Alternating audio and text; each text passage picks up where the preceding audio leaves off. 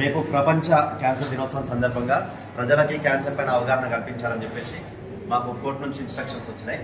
దాని గురించి అని చెప్పేసి మేము ఇక్కడికి రావడం జరిగింది. క్యాన్సర్ అనేది ఒక పెద్ద మహమ్మారి.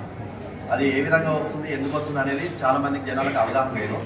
అనేక మంది క్యాన్సర్ బారిన పడి వాళ్ళ ఆరోగ్యం పోయి చాలామంది చనిపోయే దిశలకు వస్తున్నారు. సో దానిపైన అవగాహన కల్పించాలని చెప్పేసి మాకు వచ్చిన సమాచారం మేరకు మేము కూడా ఇక్కడికి రావడం జరిగింది. దానిపైన మనకి ఇక్కడ ఉన్నటువంటి డాక్టర్లు క్యాన్సర్ అంటే ఏంటి, దానిపైన ఎటువంటి అవగాహన ఉండాలి, ఏ విధంగా జాగ్రత్తలు తీసుకోవాలనేది సార్ వాళ్ళు చెప్తారు.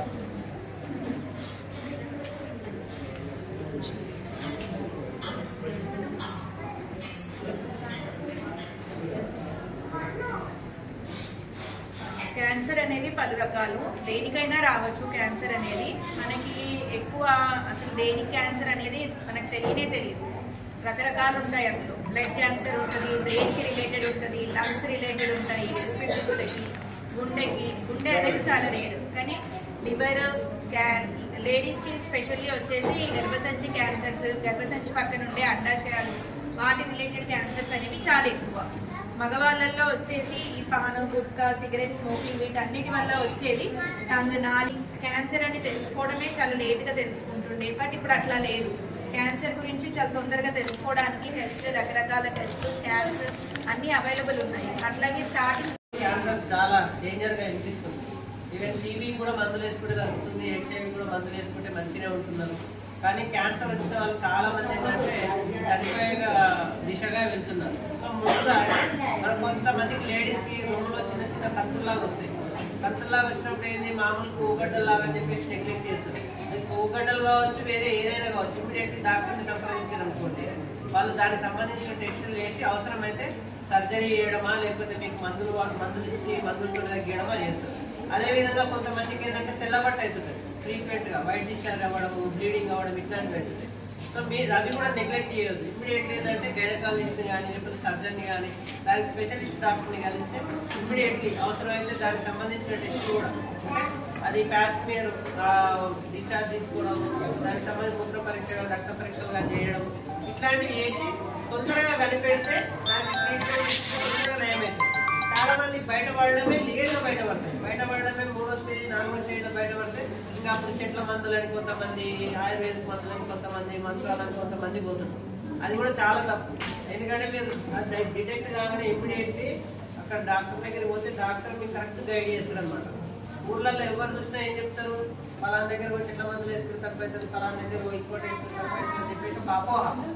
సో ఈ ఇంట్లోనే కాలం గడిచిపోతుంది. ఇంట్లోనే కాలం గడిచిపోవడం వల్ల ఏమైపోతుంది, డిలే అయిపోతుంది.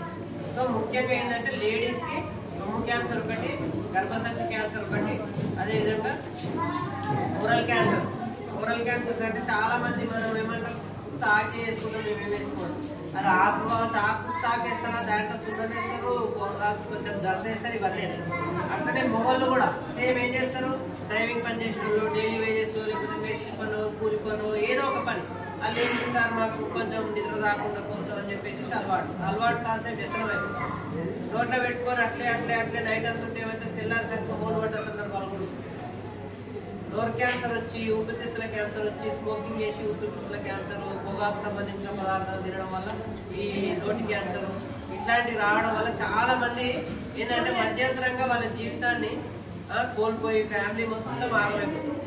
సో అట్లాంటిది ఏమన్నా ఉన్నా కూడా మీకు కానీ, మీ రిలేటివ్స్ కానీ, మీ దగ్గర ఫ్రెండ్స్ కానీ ఎవరికైనా కూడా అంటే నోట్లో పొక్కులు రావడము, లేకపోతే కలర్ చేంజ్ అవ్వడము, ఎన్నిసార్లు మందులు వేసుకున్నా కూడా పుండు మానకపోవడం, ఇట్లాంటివి ఏమైనా ఉన్నా, తినగానే అడగకపోవడము, మాటికి వాంతులు అవ్వడము, లేదంటే వెయిట్ లాస్ అవ్వడం, లేడీస్కి చెప్పిన కదా ఇంతకుముందు ఆ వైట్ డిశ్చార్జ్ తెల్లబట్ట అవ్వడం, బ్లీడింగ్ అవ్వడం, రొమ్ములలో ఎక్కడైనా గడ్డలు అవ్వడం, పొత్తి కడుపులో బొడ్డు కింది భాగంలో బాగా కడుపు నొప్పి రావడం, ఇట్లాంటివి ఏమైనా ఉంటే మాత్రం అస్సలు నెగ్లెక్ట్ చేయకండి.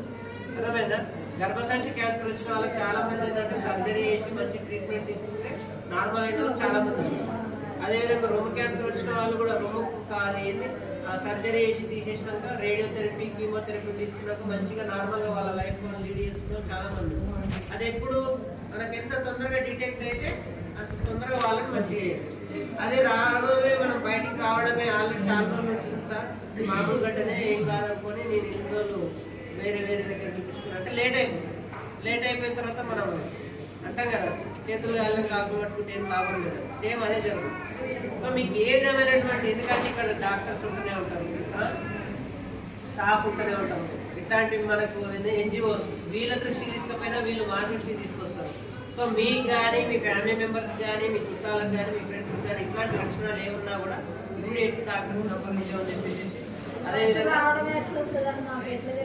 అందుకే చెప్పినమ్మా. ఇప్పుడు ఏం చెప్పినా గర్భసంచి ఉందనుకో తెల్లబట్టి వస్తుంది, మీరు ఏం చేస్తారు, అవును ఏదో మందులు తెచ్చుకుంటారు, లేకపోతే అట్లా ఊరికి వస్తుంది, మందులు వాడినా తక్కువైతుందంటే ఇమీడియట్లీ డాక్టర్ని కలవాలి. రొమ్ములో చిన్న కత్తిలాగా ఉంది, అది నార్మల్ గడ్డ అని చెప్పేసి వదిలేయకుండా ఇమీడియట్ పోయి చూపించుకోండి. నార్మల్ అనుకో సంతోషం, ఏమైనా ఉందనుకో ఇమీడియట్ ట్రీట్మెంట్ తీసుకుంటారు.